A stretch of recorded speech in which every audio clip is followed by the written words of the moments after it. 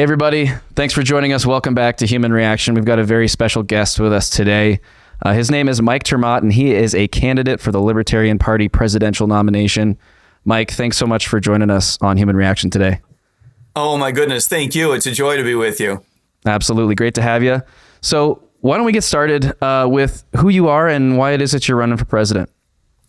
Well, I can describe why I'm running for president. I'm not sure your audience wants to blow off 2 minutes and learn anything about me in particular. That could be the worst 2 minutes of their day, and it'll only go uphill from there. That's the good news.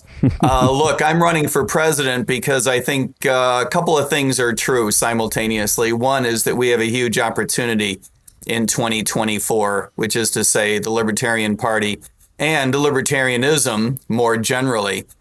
Indeed, I think it's not only an opportunity, I think it's an obligation. And in that sense, there's something else that is really true that drives me as well. And that is that I'm afraid that we run the risk of missing our opportunity and not fulfilling our obligation, as I believe that we have failed in the past as well, if we don't do a certain couple of things right. One is to run on a platform that is very much policy forward, full of the most transformational ideas, and to back that up with a very professional campaign, a lot of credibility, a lot of willingness to talk about details when necessary, and to align ourselves with the values of everyday Americans, not just libertarians, most especially. I do believe that most Americans have a libertarian streak. And this is one of the reasons why we have such a huge opportunity. And the reason it's such an obligation is because I think that our government is going in a bad direction. I think our government is going off the rails. And I think that the amount of time left to right the ship is getting smaller and smaller. And at some point, there'll be a point of no return. Indeed, it's possible that we've passed that point already. I don't know for sure. So I worry about that. And I feel like it's time for libertarianism and the Libertarian Party to play a real role in American politics.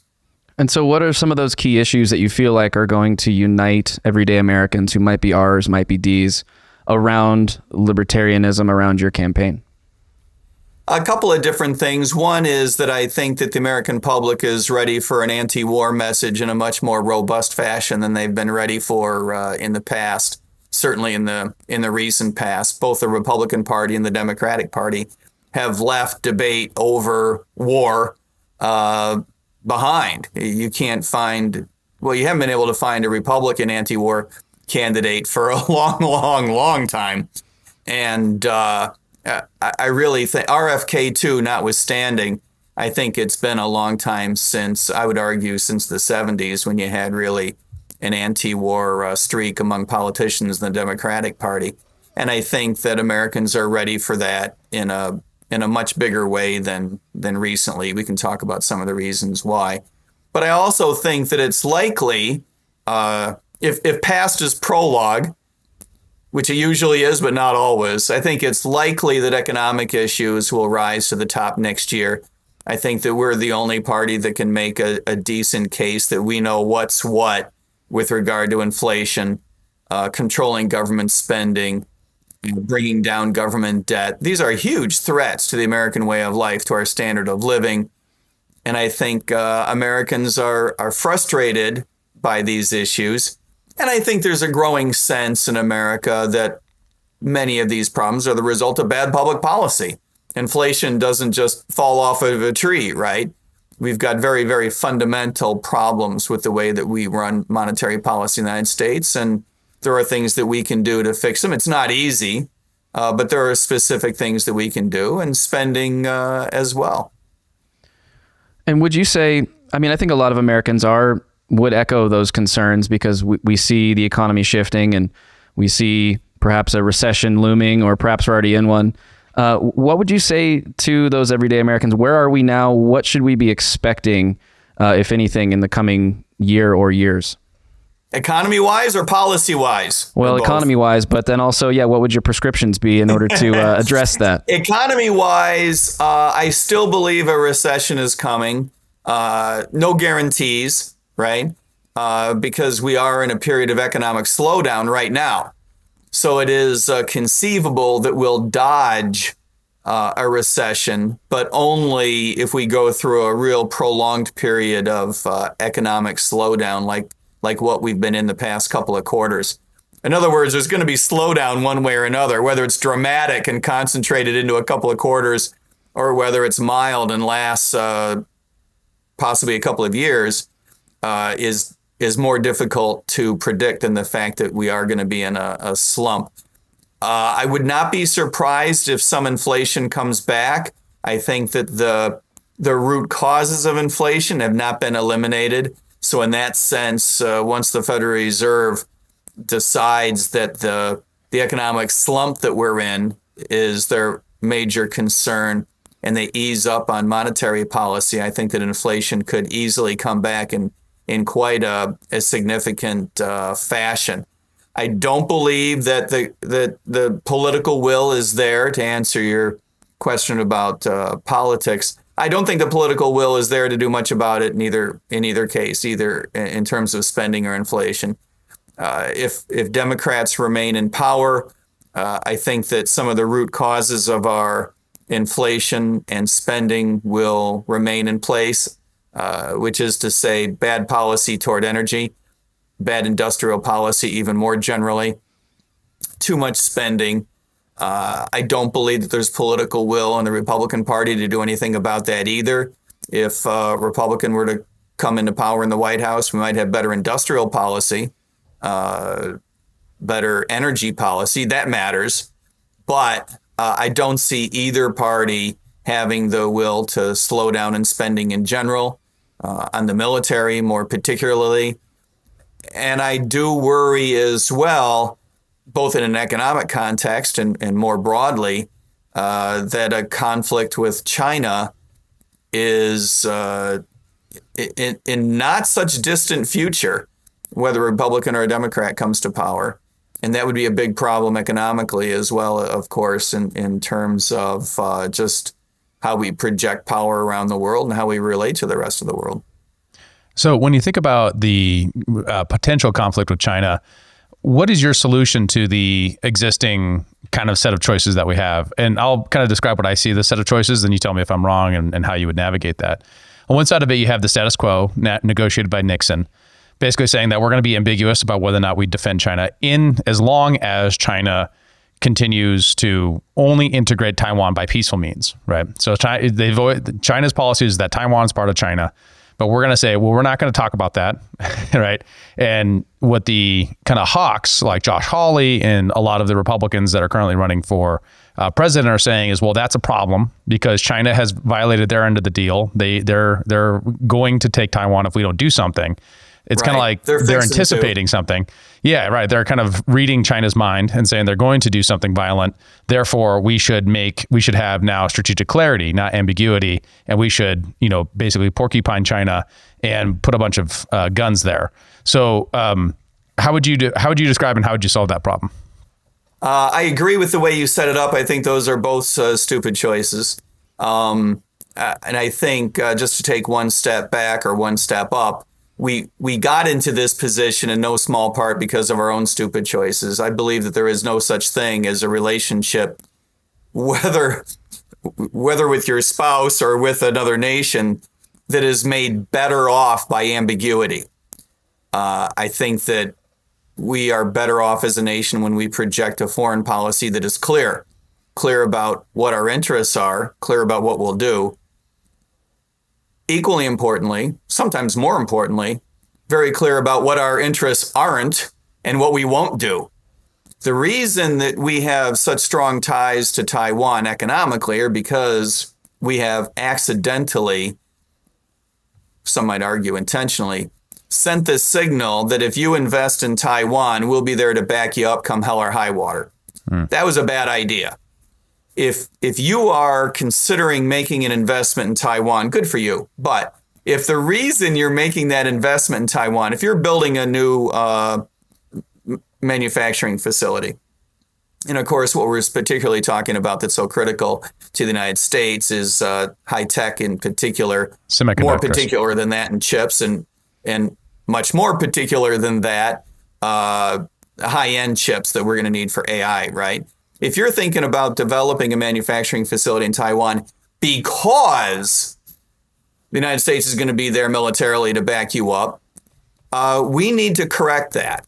We need to send the signal that that's a bad idea. If you want to invest in a place because the American military is going to back you up, let me suggest, Albuquerque. Let me suggest Philadelphia. Those are places that we will back up come hell or high water. Taiwan should not be one of them. So the first thing that I think that we need to do is send the signal that that is not our policy. Our policy is not to treat Taiwan as though it were, Idaho, to pick someone that is someplace that is closer to you guys, right?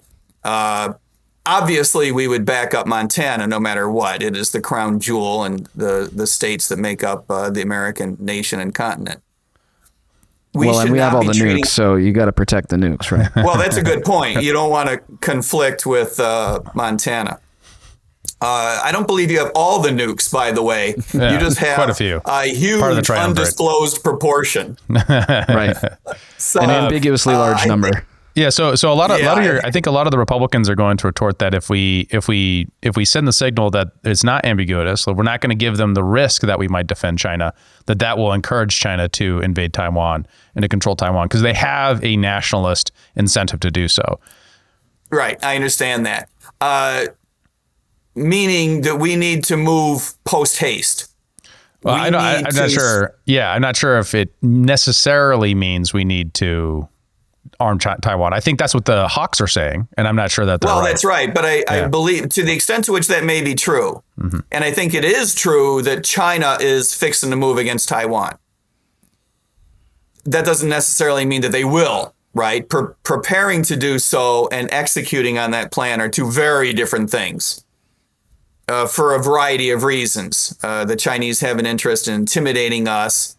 The Chinese have an interest in holding that out as a possibility.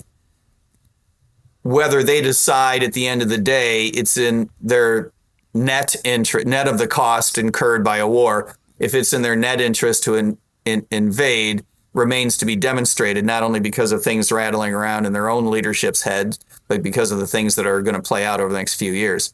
But to your point, I think that we need to quickly send the message. I do worry that if we don't anytime soon, investment will continue in Taiwan, and the Republicans and Democrats will view this as they may not view it as a self-fulfilling prophecy, but it'll become one, right? Enough time will have elapsed that we feel like that we have to back up Taiwan because it has become the 51st state. If I were Puerto Rican, I'd be offended by that.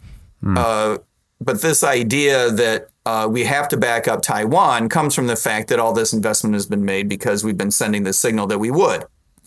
So I believe that we need to send that signal that is not the case quickly and try to reduce tensions there. And of course, build up our ability to access chips in a different way.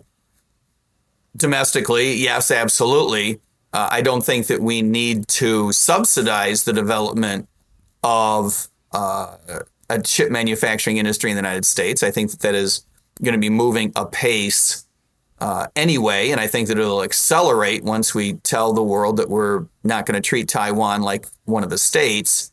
I also believe it is okay to have a diversified panel of options from which to choose around the world.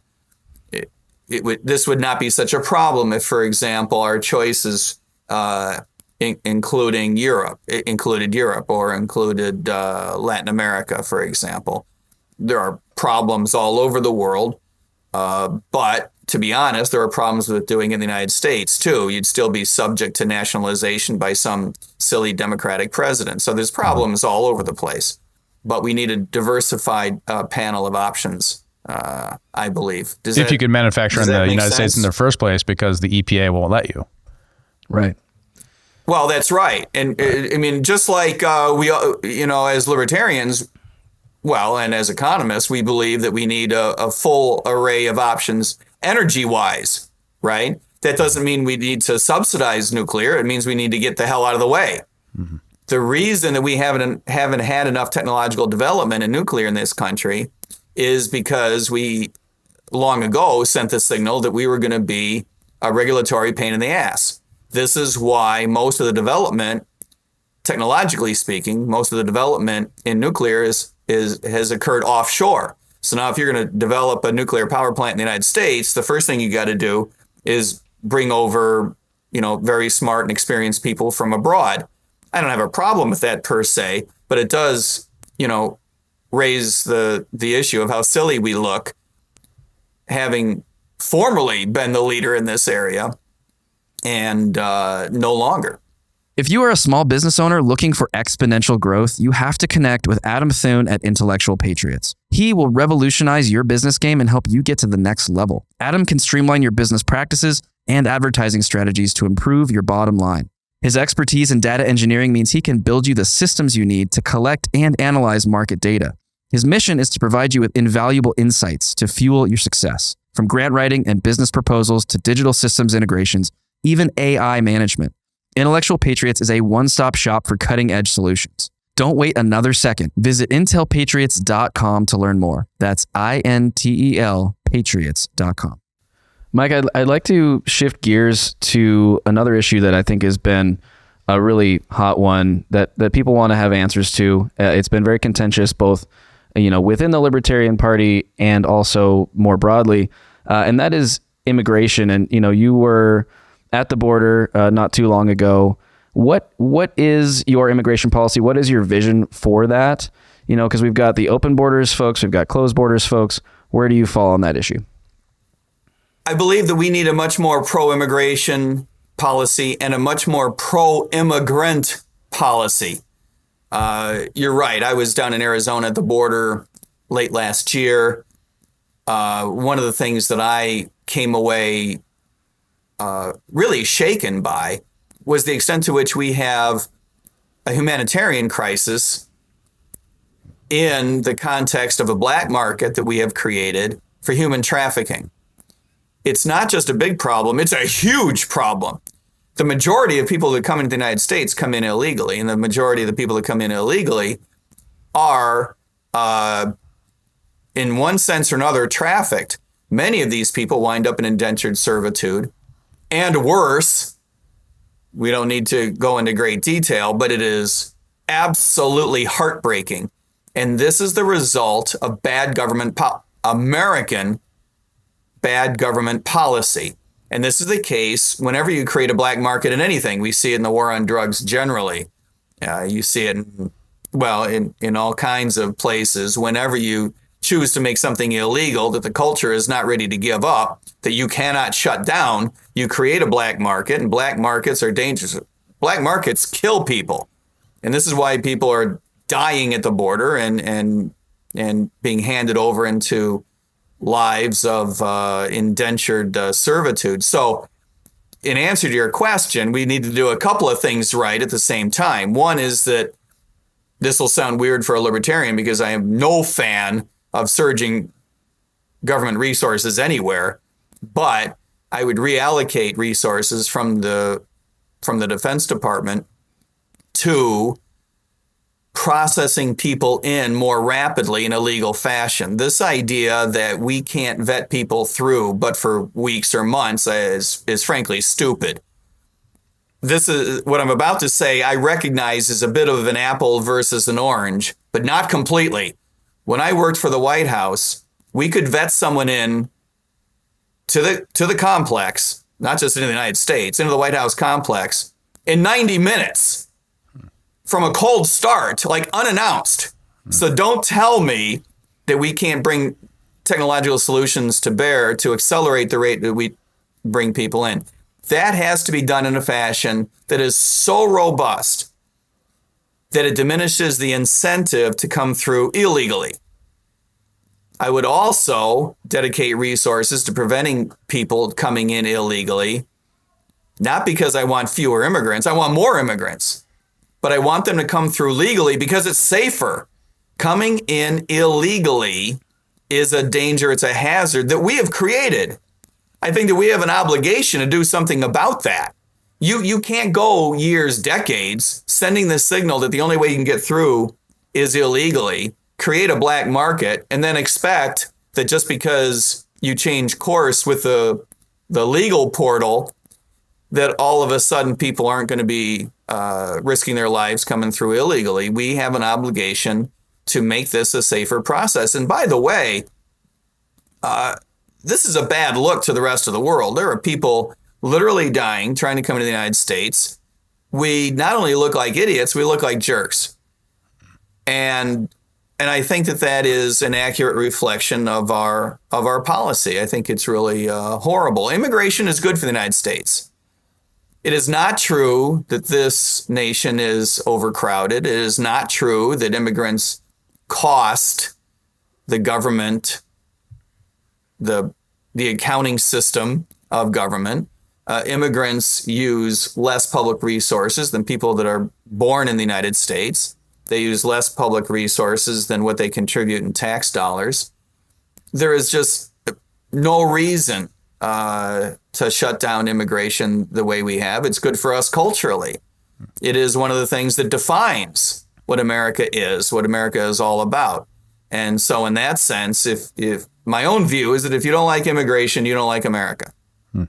So and another one is the process to become citizens, and a lot of the people who are kind of stuck in the middle of that. So would you have any comments on DACA and the actual citizenship process and streamlining that, or is that part of your I do vision think as well? you have to create what people call a path to citizenship, right? I don't like the idea of leapfrogging the system to, give those people some sort of added advantage over people that are coming through currently, but that's got to absolutely be expedited. There's no economic reason. There's no logical reason. There's no ethical reason. There's no good policy reason why you would delay giving people a right to citizenship. As an example, this idea that we'll let you in, but you can't work. Wow. Talk about stupid.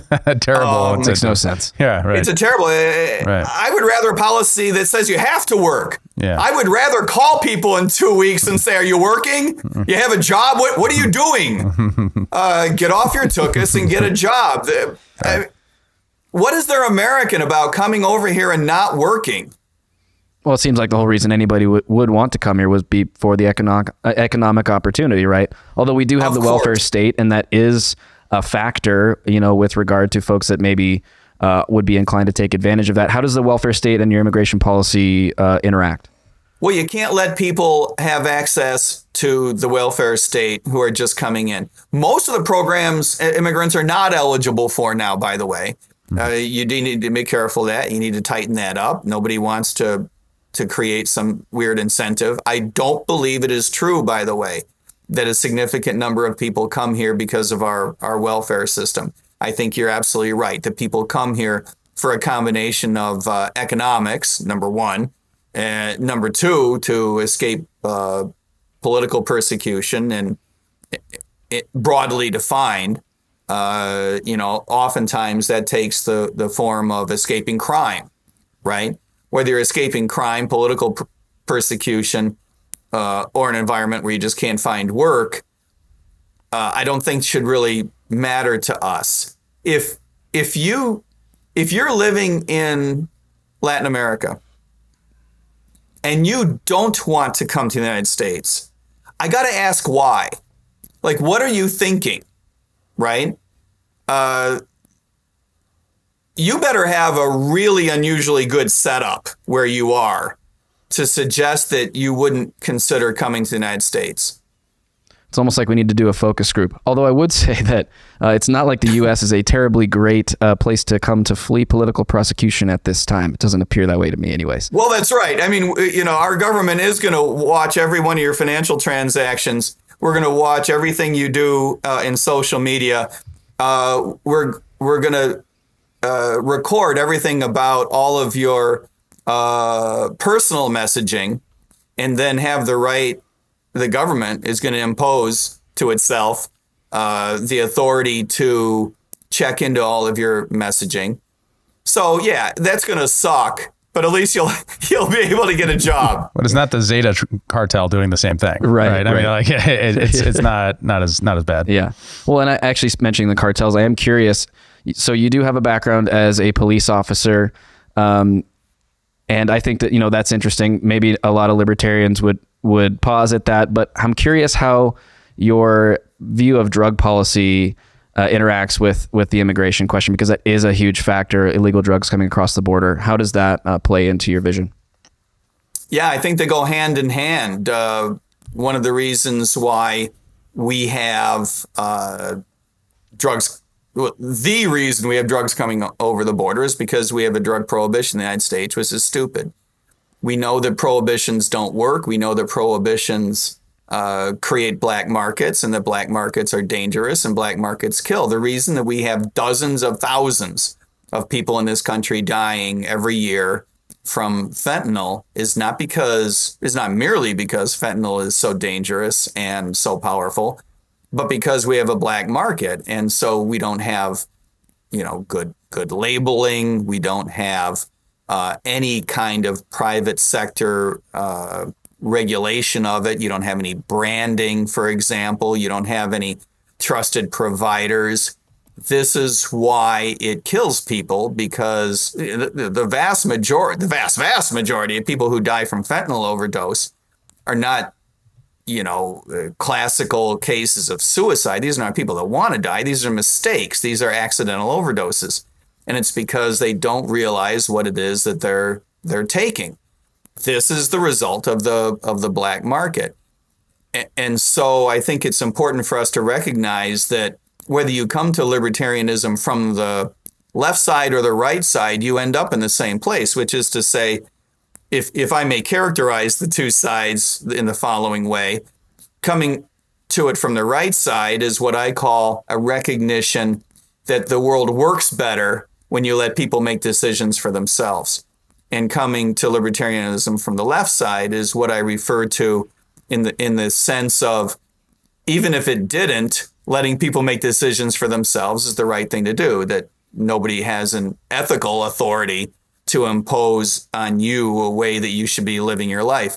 So it turns out that this war on drugs, which is so unethical to look at it from the left side of libertarianism, also, not surprisingly, leads to a situation where the world is messed up, where it doesn't work very well when the government tries to make decisions for people. In this case, trying to shut something down that they can't shut down and driving these transactions underground.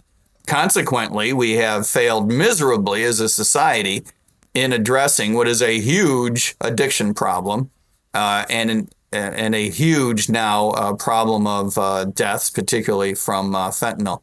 Yeah, as a law enforcement officer, you're right. I was a cop for 11 and a half years in Broward County, Florida, in South Broward. Yeah, I saw the result of bad public policy every day. We used to say if you had not been an economist, I was an economist for 2 or 3 decades, depending on your definition of economist, before becoming a cop. I used to say all the time, if you were not an economist before you became a cop, becoming a cop will turn you into an economist because you see the result of bad public policy every day. You see the result of black markets. You see the effects of everything else too. Bad welfare policy that breaks up families, bad school policy that leads to crappy education, bad housing, bad zoning that leads to the concentration of crime. And then, of course, you have the world's most oppressive criminal justice system laid over the top of the whole thing, which just creates a pipeline into these black markets. It's a real problem, but it does go hand in glove, working in law enforcement and seeing the results of bad policy. So I'm curious, would you, as a solution to that, if you were elected president, would you legalize all drugs? And if so, how do we reconcile that with some of the sanctuary cities we see on the West Coast where homelessness and drug use in the streets are rampant? And obviously those communities have not been made better by making, that activity quote unquote legal, maybe not technically legal, but at least allowed to be carried out in the streets? Yeah, I think they're two different issues. And I think we should tease them apart. Yeah, if I, were able to, I would legalize drugs. The president doesn't have that authority. Even at the federal level, it's legislated. Certainly a libertarian administration could lead a national debate in the right direction, lead a national conversation. And the way that I predict that will play out is that there will first, and I believe this will play out in states before it plays out at the federal level. Once we finally completely decriminalize and then deregulate cannabis, the next step will be drugs that people recognize are not addictive, right? I believe that those will be decriminalized and then deregulated at the state level and then eventually at the federal level, or at least the federal government will stand down. And the third step, and I cannot predict when this will take place, will be going after pursuing decriminalization for harder drugs. I do believe it's necessary because addictive drugs can be so damaging. The best way to treat them as the medical problems they are, driving them underground with a drug prohibition, does not help. To your point about the cities that are, let's be honest, governed by modern policies of looking the other way in terms of petty crime, in terms of homelessness. That is, I appreciate it's not a completely unrelated issue, but it is a mostly unrelated issue. Communities, people have a right to come together, form communities, and decide what type of criminal justice system that they want. The challenge, as you might imagine, I spent a lot of time talking about criminal justice reform. The challenge is to get your community's values recognizably aligned with how your police department runs or your sheriff's office, right? That's the object. That's the holy grail. That's the object of the game. Right. Telling people that you can camp out on the public sidewalk is not aligning your public policy with the underlying values of your community. It's just not, right? Nor is looking the other way on petty crime. A failure to prosecute shoplifting does not align with people's values. And as libertarians, we recognize that property values, property rights, and property values, that was a Freudian slip. But property rights are something that we believe need to be protected. They're a foundation of how our economy works and how a society needs to work ethically. The reason that you hire a police department is not because you need 100 jerks running around being annoying. I recognize that happens sometimes. The reason you hire a police department is to protect people's property rights and individual liberties, not only against the state itself, which is important, but against each other. That's what fighting crime is all about.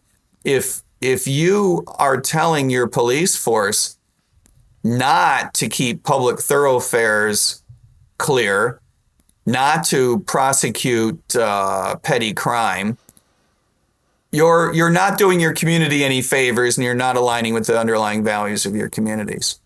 So can I summarize that as it's a 10th Amendment issue? Like the president doesn't have a role in telling cities what their criminal justice system should look like? That is exactly right. And it's not to say that the administration can't be more helpful.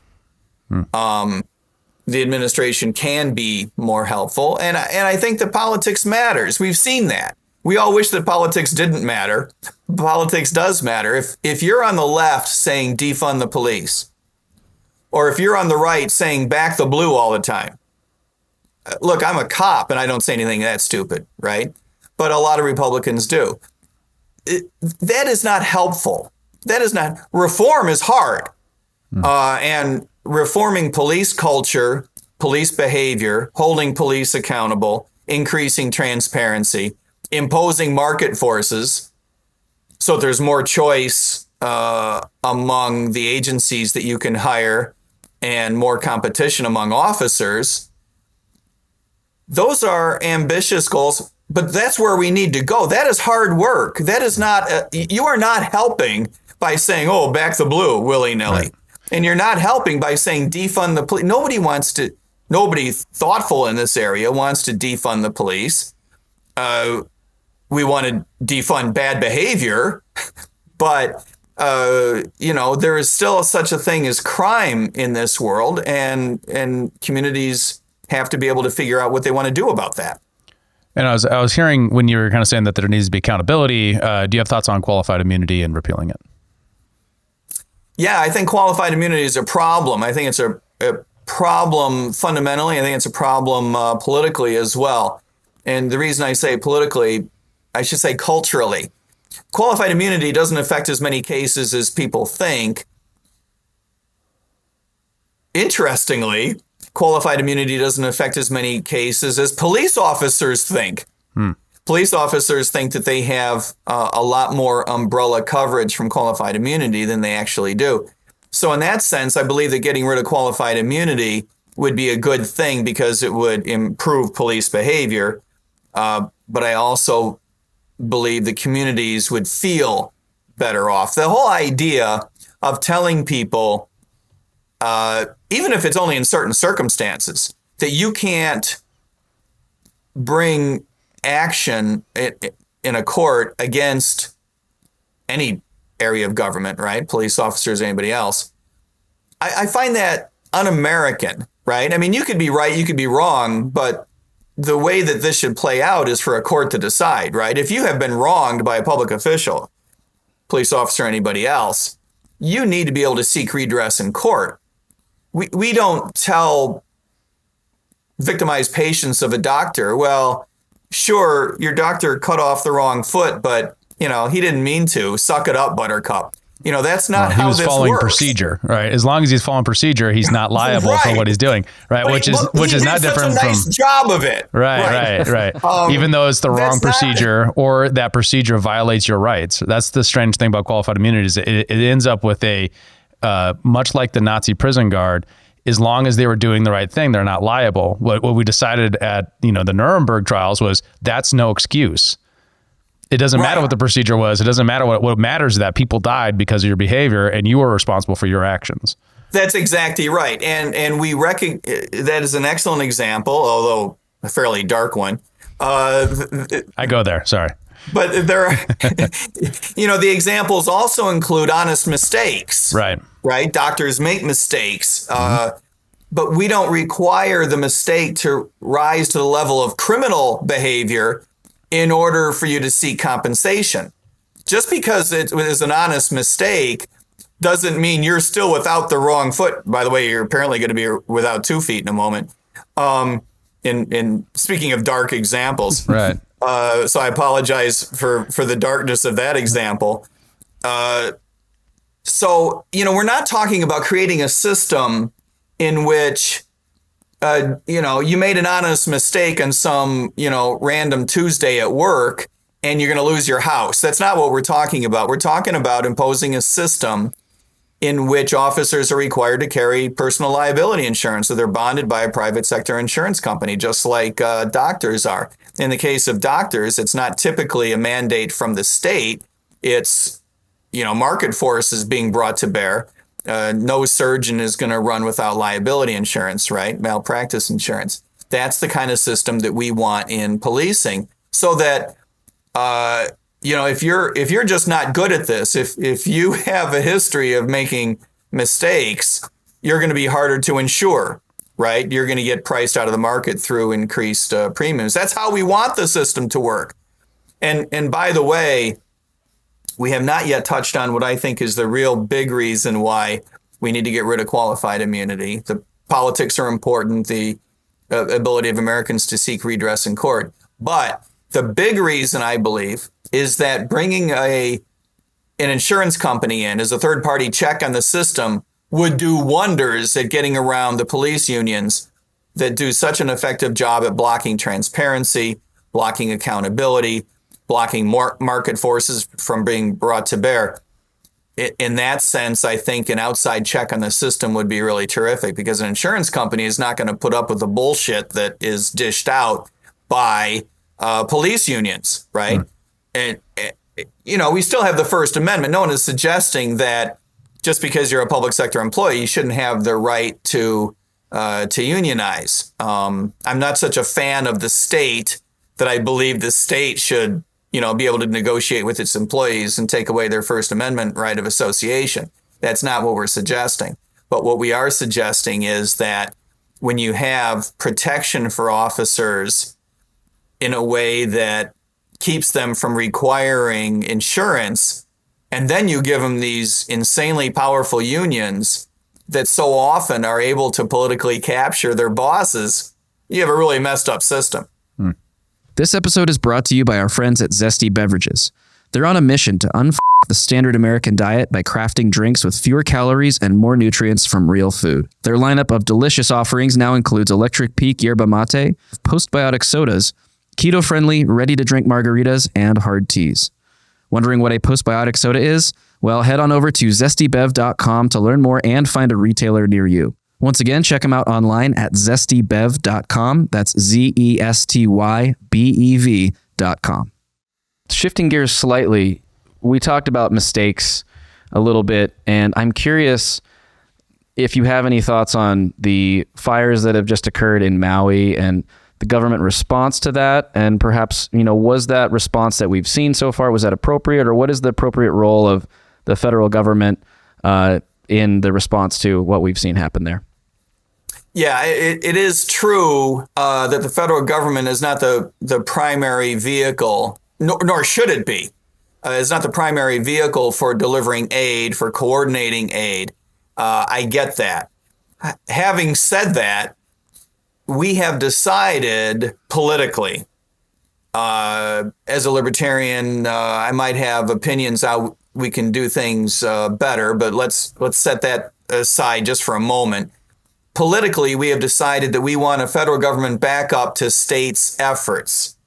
And in that sense, we have created a bit of, mutual insurance to back up huge disasters in states.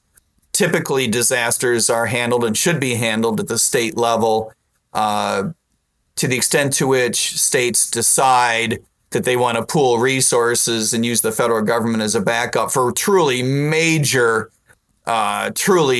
disasters is potentially okay. I think that the government has dropped the ball in a few cases in the past, and so I would query whether that's really a good idea. But again, let's set that aside just for a moment. The federal government has to do a better job of proactively being able to provide resources in a more timely fashion. Particularly tricky is when it's in a place like Hawaii and it's very difficult to move resources. But we need to be better than we are at bringing the capabilities of the federal government to bear. In that sense, not only do we have to be more ready to transport, but we have to be more ready to use the National Guard and the regular military, for example. We need to do a much better job of being able to mobilize those resources than we obviously have been in the past, and I believe better than we were in this particular case. There is also a political aspect of this. I'm not a big fan of jumping all over Joe Biden for a lot of things because I think he's just a soft target. He's obviously 20 years past his sell-by date. I'm not even sure he could find Hawaii on a map at this point. So to pile on him seems a little unfair and gross in some sense. But you have got to be more engaged. Not merely for the sake of politicking and messaging. And I recognize why those things are important. By the way, they're also important because the world is watching, right? The way that you treat people in your own country is a foreign policy matter. It does not help the projection of the American image to be a complete jerk within the 50 states. But having said that, it's also important because this is what sets the tone for the sense of urgency for the federal government. It's what sets the tone for the deployment of military resources and the National Guard. So these things do have real world implications. Now, it does appear,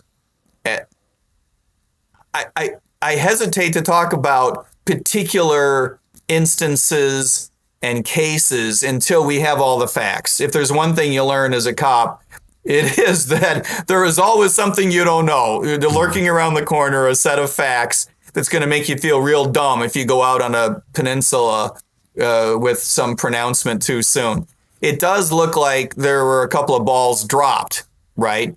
In terms of, we're still learning what happened with the deployment of water resources. We're still learning what happened in terms of sending the warning sirens. These are open questions, and I worry that we are going to learn that some local officials didn't do a very good job, and that is a heartbreaking concept. I don't like blaming this all on climate change. I think that leads to bad policy going forward. It's also not clear that climate change had one iota to do with this. Sometimes bad things happen, and looking for scapegoats is not helpful. Absolutely. I only have one more question for you, and this is sort of a different one than maybe you're used to getting. I know as libertarians, we tend to focus on the really rational side of politics, the economy and immigration and incentives and all these things that we can really clearly articulate in sort of a left brain sense. But a lot of the country is motivated by social issues right now. And I think a lot of times libertarians are sort of insulated from dealing with that because, we're over here and it's sort of like live and let live, right? Do you have any input on the social conversation in this country? Anything, within the culture war? Do you have a vision for how that should go, or is that off limits for you? Yes. No. Yes. No. Both? Neither. Look, I don't believe that libertarians should engage in the culture wars for the following reason. If we're going to be involved in public policy, we need the credibility of not engaging in cultural arguments. You forfeit credibility when you campaign on how you feel about the way people live their lives, for example, and then turn around and say, well, I wouldn't impose that in terms of public policy. Really? Because you just spent the last 7 minutes railing against the way certain people live their lives. Look, I was raised by a Lutheran and a Calvinist, so I'm not going to be able to hide the ball on how my family feels about the way people should live their lives, right? But that has got to remain irrelevant to how we develop public policy.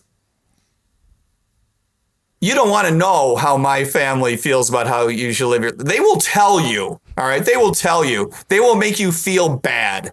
They tell me all the time, right?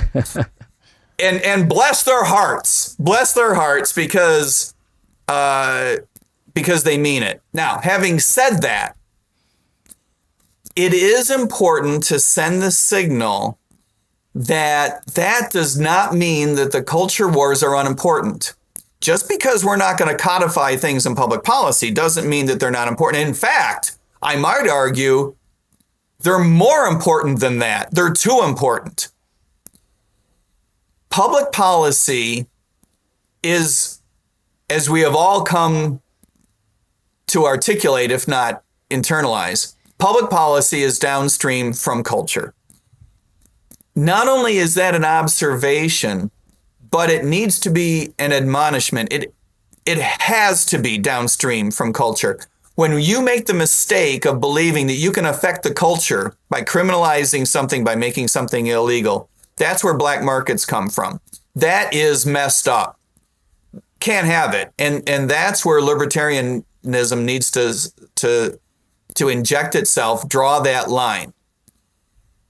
But if you're involved in the culture war, good for you. Just don't bring it to public policy. I'm not saying it's unimportant. In fact, the way that we wish this would go is that we want to diminish the relative importance of the state, of the government, broadly speaking, and in your life in particular. And in that sense, we want to make the culture wars more important by keeping the government out of it. If you disagree with the way society is going, by the way, maybe I do too, right? I got some serious problems with the way that we are going culturally.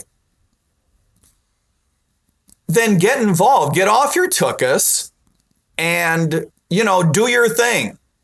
Campaign, go stand on the street corner with a sign, join an organization, join your church, or complain outside the church. I'm not trying to tell you which side of any particular argument you should be on, but get involved, but don't impose it on the rest of us through some weird sense that you're going to use public policy to do so.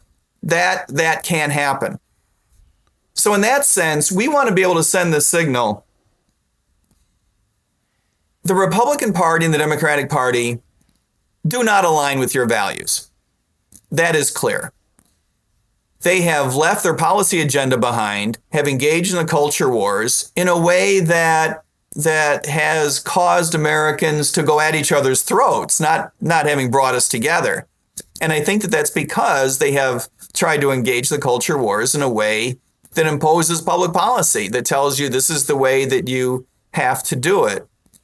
As a weird example, and maybe a slightly more difficult example than some others, one of the reasons why I have always believed that the way Roe v. Wade was mandated, the way it was decided, was so wrong was because it was explicitly political. It was decided under the premise that America would be made better off by not having states decide. That was one of the arguments that was made. Sandra Day O'Connor made this argument that America would be better off if we had a uniform policy, whatever policy that was. That is so un-American, it makes my skin crawl. However you feel about abortion, we have got to recognize that states are in a better position and are obligated to make rules for their own people, not allow it to the federal level. Now, I would argue that the state doesn't have the authority, right, to impose onerous rules in this area. But, we can have that food fight. That has not helped politically, it has not helped socially, and it has not helped culturally to take that debate away from Americans. And this is why it has exploded, right? After 2 generations of having been suppressed, we finally get to have that debate. But we're having 40 years of argument crammed into 40 weeks. It's no wonder everyone's upset. So how would you distinguish between the social issues that government should get involved in versus the ones they shouldn't on the appropriate level? So I totally get what you're saying. The federal government shouldn't have a role in abortion. But should and a lot of people listen to this who are interested in the full spectrum of political issues. And as a libertarian presidential candidate, you would be the leader of not just the Libertarian Party, but a leader on what it means to be a libertarian or libertarianism, right? So as you're putting yourself forward for that, how would you recommend people think about when to get involved with a social issue from a political angle? Like, for example, a lot of the argument around transgender stuff has to do with children in public schools. And when and what should our public schools teach the children, and when should it be okay for children to be around nudity or around drag queen dances at schools or in public libraries or something like that? And obviously there's a political angle because we have public funding of these things. So how should libertarians navigate that issue and think about that? Yeah, it's tricky, isn't it? Look, the bottom line is, and the most important principle is, the parents need to decide. Parents need to be in charge of their kids' education. And that has a couple of implications. One is that we need a more robust school choice program in the United States. This idea of having public schools monopolize the use of public funding. By the way, in 100 years, I don't think we're going to have public funding of primary and secondary education either. I wish it would go away a lot faster than that, but it's going to take a long time. But as long as we do have public funding for primary and secondary education. And I could be wrong. There could be communities that are just wed to this idea and believe that it is inherently a public service. Well, especially rural communities, right? You go to rural Montana, you're not, that whole idea is just way out the window. Like even school choice is out the window, right? Because it's a monopoly. It's a natural monopoly. I love that, by the way. Had I not already raised my 2 kids, I'd be dragging their ass to Montana to be with you all. But the idea of monopolizing public resources into publicly run schools is really dangerous. It's inherently dangerous. It's not something we would tolerate in any other business, right? In any other industry, but we tolerate it here. And we normally talk about that, again, from the right side of libertarianism, which is to say it has implications for how badly these schools are run. But coming at it as you did, from the left side of libertarianism, which is to say ethically, people must live their lives by their own standards. This is critical. Parents need to be able to make choices about how their kids are educated because it's a major component of how their kids are raised. And a big piece of that is which school you're going to go to. Now, having said that, the other piece that's important is even if you're trapped in a public school or you choose a public school, a lot of people don't feel trapped by their public school. Parents need to be able to control, in some sense, at the very least with guidelines, what it is that the kids are being taught in those schools. And I don't think it is up to us to say, you know, I live in community A, but you people in community B, here's how your education program, you know, ought to go. How you make those to get more granular, you know, we could talk about how those decisions ought to be made, but as long as it's parents making them, I think it is up to us to be agnostic on those decisions, you know, which books, right? Mm-hmm. For example, I think that parents have got to get involved and make these decisions. And I think that, yeah, you're going to see mistakes made. We've already seen mistakes made in both directions. Right. We've seen, for example, books that flew under the radar and you crack them open and you're like, holy cow, I wouldn't want my 19-year-old to see this. And then, of course, you see books that are tossed out and you say, well, you know, Huck Finn getting tossed out or something like that. Right. And there's like a cultural war that's happening there. That's why it's so interesting. Right. But it's over the public resource. So you're saying we break up the public resource and allow for choice, that will solve that. And maybe it drives it into the civil society. And those fights are happening on the level of where do I spend my education savings account? But you still have the question of, you know, if we're going to, what about public libraries? What about when, you know, someone in a community says, I'm in Billings, Montana, and this private organization is going to allow children into this strip club, and I'm going to be okay, and I'm not going to be okay with that. Is there a role for government then? And when does the protection of children come into it for your vision of libertarianism? I think that you've got to rely on parents to make almost, we'll get to the almost, right. We'll get to the not quite. Almost any decision regarding how to raise their kids. I would not remove, for example, anything from a library on the off chance that a kid comes in there. Look, it's up to parents to supervise what it is that kids access in a public place. So I don't think that's an excuse to make some weird rules about what a library should carry.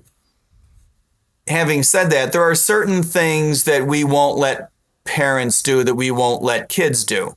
We, as a society, we all believe, as I do, in an age of consent for sexuality. As an example, right?